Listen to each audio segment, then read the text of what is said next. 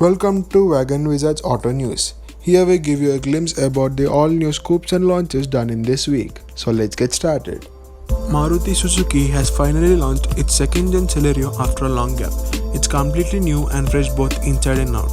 It has significantly expanded in its dimensions and now has 10 mm longer wheelbase than the outgoing model.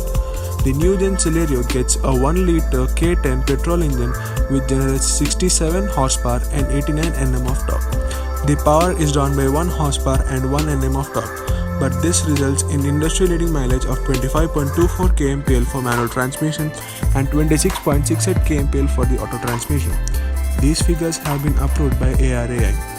The Celerio comes with the standard safety features like the dual airbags, ABS, EBD, seat belt reminder, rear parking sensors, etc. The AMT versions also get an extra feature of hill hold assist. However, the global NCAP ratings are not out yet.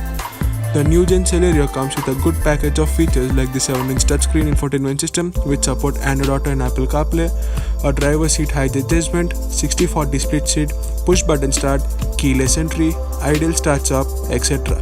But it misses on some features such as the reverse parking camera, which comes with its rivals like the Tata Tiago. The price of its hatch starts from 4.99 lakh for the base model LXI manual trim and goes up to 6.94 lakhs for the higher spec ZXI automatic trim. These prices are of ex-showroom Delhi. Meanwhile, Suzuki is set to debut its second-gen S-Cross in global market. The new S-Cross seems to be expanded in all dimensions and may feature an ADAS function. The spy images of the car have already been out by several sources, and the pictures show that the new S-Cross has new LED headlamps, a newly designed front grille, a freshly designed back with a new set of tail lamp, and a newly designed bumper. This crossover might come to India in the mid of 2022. Next up is the Skoda. Skoda has taken the wraps off its new mid-size sedan, the Skoda Slavia. Slavia will be replacing the outgoing Rapid. The official specs of the engine are not out yet, but the Skoda Slavia tend to come with a 1-liter 3-cylinder turbocharged petrol unit which will generate 115 horsepower and 175 Nm of torque, and a 1.5-liter 4-cylinder turbocharged petrol unit which will generate 150 horsepower and 250 Nm of torque. Both the engines tend to come with a manual and an auto transmission. Skoda has started to take the bookings officially and are aiming to deliver the vehicles by Jan 2022. Skoda Slavia will be rivaling the new Honda City, Hyundai Verna, Maruti Ciaz and the Volkswagen Vento. Next up is the Volkswagen. Volkswagen has announced its launch of its premium SUV, the new Tiguan facelift. VW is set to launch it on December 7th. This 5-seater SUV returns to India with an updated avatar and will join the SUV lineup of the Volkswagen. The updated Tiguan gets new Matrix LED headlamps, 18-inch alloy wheels, triangular fog lamp clusters and slated air intakes.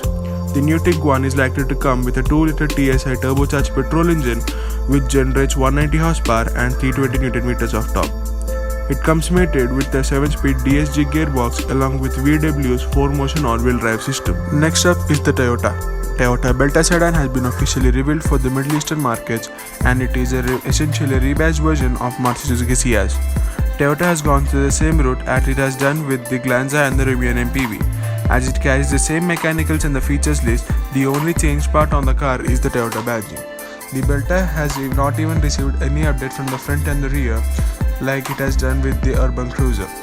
The Belta's cabin design and the layout of all the instruments are same as the Ciaz. That means it has the same 7-inch touchscreen, multifunctional steering wheel, climate control switches and the unlock dials with color MID all represents unchanged for the Belta, apart from the Toyota badging. Under the hood, the Middle Eastern country spec Belta uses the same 1.5-liter 4-cylinder petrol engine which puts 105 horsepower and 138 Nm of torque as it does in the Ciaz. However, the model is only offered with a 4-speed torque converter automatic gearbox option. Mercedes-Benz has launched the AMG A45S hatchback in India at 79.5 lakh rupees. Unlike the A35 sedans that are locally assembled, the Mercedes AMG A45S comes to India as CBU and will be limited in numbers. Under its hood, the AMG A45S has the world's most powerful turbocharged 4-cylinder series production engine which puts 420 horsepower on tap. Up front, the face is characterized by AMG's signature Panamericana grille and has an aggressively styled bumper with large air dams and integrated splitters. It gets well sculpted and muscular bonnet and even sits 54 mm wider than the A35 sedans. The rear end is characterized by sleek LED tail lamps and pronounced rear diffuser and quad exhaust pipes.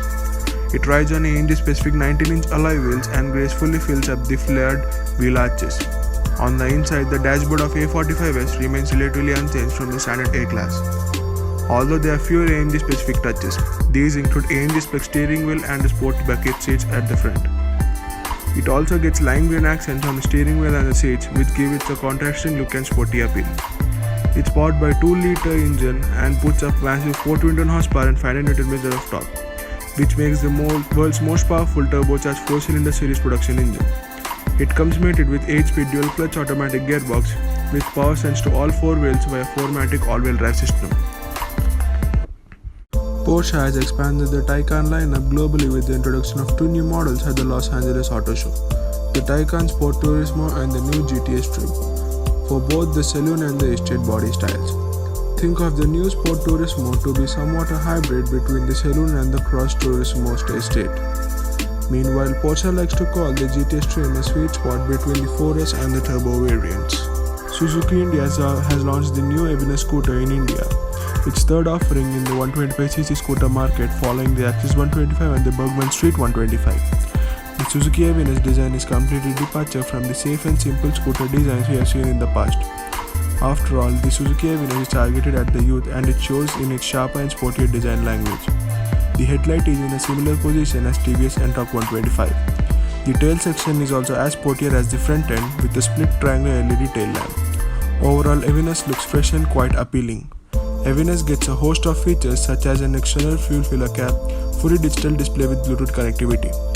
It offers turn-by-turn navigation, incoming calls, missed calls and SMS alerts. There are nifty charging sockets as well, located in cubby behind the front apron. Powering the Evenus is the 125cc air-cooled single-cylinder engine that makes 8.7 horsepower at 6,050 rpm and 10 Nm of torque at 5,500 rpm. The Suzuki Evenus is priced at 86,700, that makes 12,000 pricier than the base model Axis 125, but cheaper than Bergman Street that retails at 89,000. Yamaha India has launched the YZF R15S V3 at 1.57 lakhs ex-showroom. The bike is essentially the YZF R15 V3 with a single-piece seat.